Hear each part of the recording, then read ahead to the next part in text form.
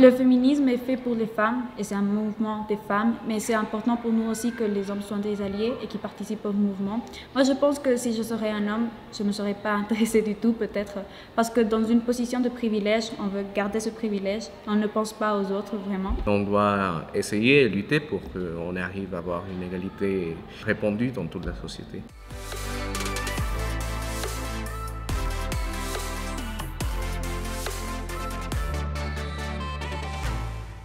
Au sein du lycée franco-costaricien, on a depuis très longtemps une politique d'établissement qui est réellement ancrée autour de l'égalité. C'est au cœur même de notre vie dans l'établissement.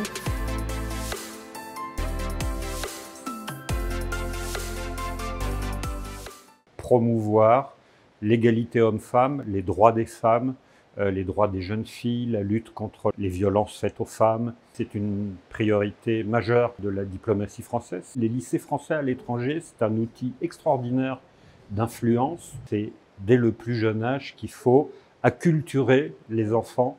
J'ai un fils et une fille dans cette école. Et pour moi, c'était très important que l'école donne les mêmes valeurs et les mêmes opportunités d'apprentissage. L'enseignement des valeurs doit être un effort conjoint entre la maison et l'école. Il y a beaucoup de personnes qui ont étudié ici, et notamment des femmes, qui sont influentes dans la société costaricienne, dans la politique, l'éducation, la santé.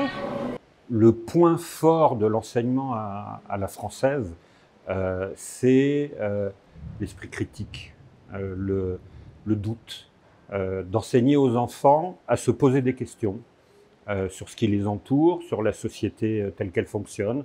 Je parle souvent à ma mère ou à ma grand-mère et leurs opportunités étaient vraiment différentes. C'est vraiment nous qui devons lutter et crier et se manifester pour pouvoir obtenir ces mêmes droits et ces mêmes opportunités. Un jour, on va arriver à une égalité réelle et c'est seulement par le travail de la jeunesse qu'on va arriver à le faire. On doit revendiquer nos places. De manière très organique, très spontanée, la réflexion s'est organisée autour de deux axes. Valoriser la mixité, d'une part, et d'autre part, casser les stéréotypes de genre. À titre d'illustration, dans l'équipe de direction, nous sommes 6 femmes et 4 hommes. On a 11 fonctionnaires qui font le ménage.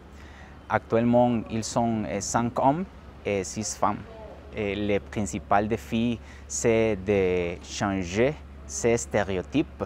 Je pense que c'est possible qu'un homme fasse bien le ménage, aussi bien qu'une femme conduise un bus, par exemple.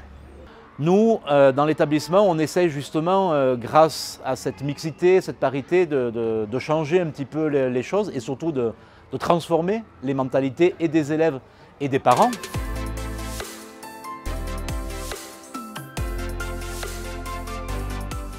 C'est vraiment la politique éducative, la politique pédagogique tout au long du cycle, de la petite section jusqu'à la terminale, une sensibilisation à la matière, mais aussi des actions ponctuelles très fortes. Cette séance proposait précisément un débat. C'était maman ours et papa ours qui faisaient une activité. Donc à partir de ça, ils commencent déjà à mobiliser toutes ces connaissances, mais d'abord en leur laissant parler.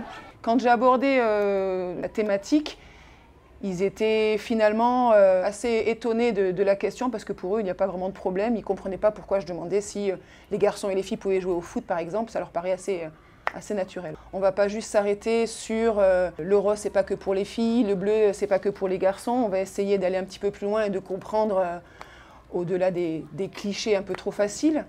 Bien évidemment, l'éducation est la base de notre construction en tant que personne. La capacité d'avoir accès à l'information et à l'éducation permet d'avoir une pensée critique. Le lycée, je pense, arrive à donner une nouvelle vision du monde. On va faire une sorte de colloque, un peu comme s'ils étaient sur un plateau télé.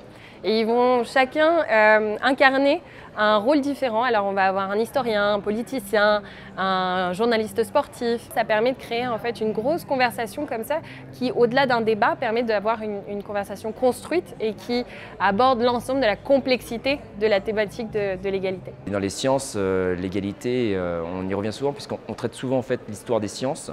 Donc on est souvent amené effectivement à parler des grandes découvertes scientifiques, de l'avancée de la science.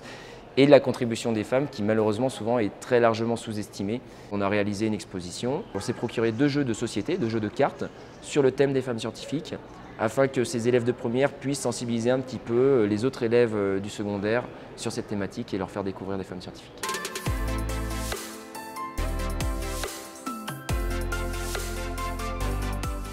La section sportive football scolaire, c'est quelque chose qui rentre dans le programme académique, avec les ressources humaines, les talents, les élèves. Je joue au foot depuis que je suis petit, depuis j'ai 4 ans, 5 ans. Je trouve que c'est un sport qui motive les gens. J'adore marquer des buts. Il commence à se développer beaucoup le football féminin, d'avoir un grand soutien. On a reçu des joueuses professionnelles, on a reçu des joueurs professionnels de première division pour faire des entraînements avec les garçons et les filles aussi. J'ai proposé de faire un tournoi mixte, par classe, parce que je crois que ça améliore beaucoup la communication. Moi, pour le mentoral, ce que je vais chercher à expliquer, c'est les différences qu'on trouve dans le sport entre les filles et les garçons et voir en quelque sorte si elles viennent de la socialisation genrée ou si elles viennent seulement de capacités donc physiques différentes. Je pense que les filles jouent aussi bien au foot que les garçons. Elles sont motivées, elles sont courageuses de faire ce qu'elles aiment.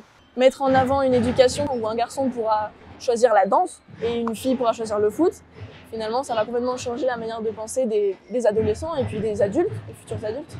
Quand on a un problème, il est intéressant de constater que bien souvent, ce sont des élèves qui sont arrivés en cours de route. Ce ne sont pas des élèves qui sont ici depuis la petite section. Et donc on se trouve confronté à un résultat qui fonctionne puisque ces élèves-là n'ont pas intégré l'école dès le départ. Ne pas avoir de jugement, savoir vivre avec l'autre, je pense que c'est un principe de base de l'éducation et qu'on essaie de transmettre de manière générale dans l'enseignement et ici au Franco en particulier. Chacun est libre d'explorer et de créer son identité comme il l'entend. On peut créer une société meilleure. Et je crois que le progrès va encore continuer pour les futures générations et je le souhaite vraiment.